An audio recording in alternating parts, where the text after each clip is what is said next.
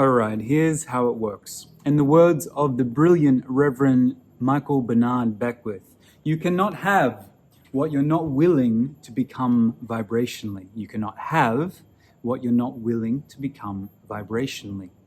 This sounds a little woo-woo, it sounds a little esoteric, but truthfully, the more I contemplate it, the more I bring it into my life, the more I help other people bring it into their lives, the more that I realize that it might just be the secret sauce for living the life of your dreams. How does it work? Well, have you ever noticed that people who are always pissed off always find a reason to be pissed off? People that are happy always find a reason to be happy. People that can't find the relationship for them always seem to have reasons why that or this person is not the right person. And people that don't know what to do with their lives always seem to find a reason for not knowing what it is they do with their lives. Do you notice a pattern here? You can't have what you're not willing to become vibrationally. This actually takes it a step further. It says that even if you get that thing that you always wanted, if you're not prepared for it in some way, it'll fall through your fingers like so much sand. And if you just take a look at people that always wanted to be rich beyond their dreams and then win lotto, and that over 60% of those people go bankrupt within 12 months, you get the truth of this. You may notice your friend who's always been looking for Mr. or Mrs. Right actually find someone that's really good for them, but find reasons that it's not Mr. or Mrs. Right. Not you, of course. You're way beyond that, but your friend or your distant cousin or someone of the like. So if you can entertain just for a moment that actually who you are, that you can become the thing before you have it, like training your muscles, you can train the muscle of bringing in the thing that you want. If you can entertain that for a moment, then we can take a look at what it's like to do it. Because it's no good simply knowing or thinking about it. I actually don't think it's that great an idea of just to ask the universe, imagine it like it's already, you have it, that brand new Porsche or $1 million of perfect woman or man. No, I think that might have some value, but the practice for me is one of actually sitting in the motion of the thing that I want to bring in. I practice it now, so I see it when I walk through the world. I notice the postcards from God, which litter the sidewalk everywhere, to borrow from Walt Whitman. And most importantly, when it starts coming in, my system is already ready and prepared. So that's what the breath visioning that I talked about in my last newsletter is all about. That's the practice that I'm going to teach you in the next video. Right now I'm going to explain it. The next video will just be the practice. So if you want to repeat doing it with me on the video, you don't have to listen to this whole spiel again unless you really want to. So the practice involves a bit of breath. The breath is simply to change our state. It's fly season here in Bali. You can use either, I'm using a combination of Bhastrika and Kapalabhati. Don't worry about the names. All it means is I'm bringing my belly button close to my spine very quickly. It sounds like this.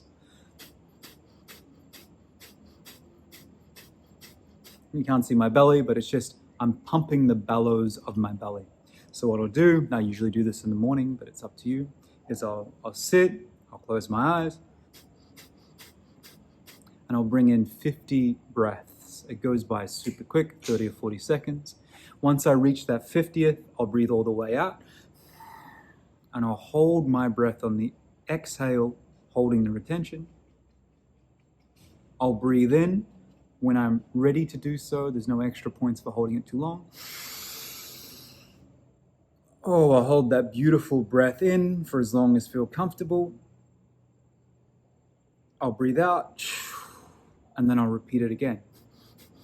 Now here's where it comes in. On the retention, the breath out, I'm going to imagine myself in the future as if I have the feeling like the thing has already occurred. That was a complicated sentence. So let's say I don't know what my life purpose is or what I'm here meant to do, what I'm meant to do in the world. And this was one for me that I worked on a lot with this. I imagine myself in the future not doing the thing that my life purpose is. I might not know what that is, but I imagine myself going around my daily life, driving my motorbike, being with Meg, walking around my pool, walking the dogs. I imagine that with the feeling like I know exactly who I am and what I'm doing in the world. I imagine the feeling, not me now. Me now may not have the capacity for it, but me in the future is smarter and more wiser than I am. So I imagine me in the future holding that energy. So I'll breathe all the way out. And I imagine myself in the future walking around my pool or my kitchen as if I know exactly who I am and what I'm doing in the world. When it's time to breathe in, I breathe it in as if I'm pulling it from the future all the way in my body, and I may have some kind of mantra or sentence. Let's say you want to attract in the perfect partner. You imagine yourself in the future as if in your body and heart you already have them, not what they look like, not going on dates with them, just the feeling like they're already there. And when you breathe in, it's like the perfect person will make themselves apparent to me. When I see them, I will know. Whatever that sentence is, you hold that in your body on the breath in. You breathe it out. You begin again. You can work on the same belief.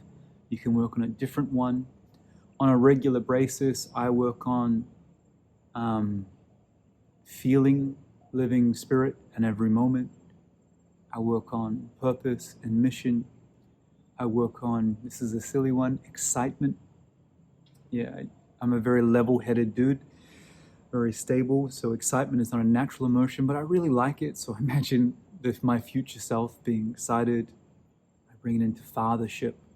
And usually each morning I'll do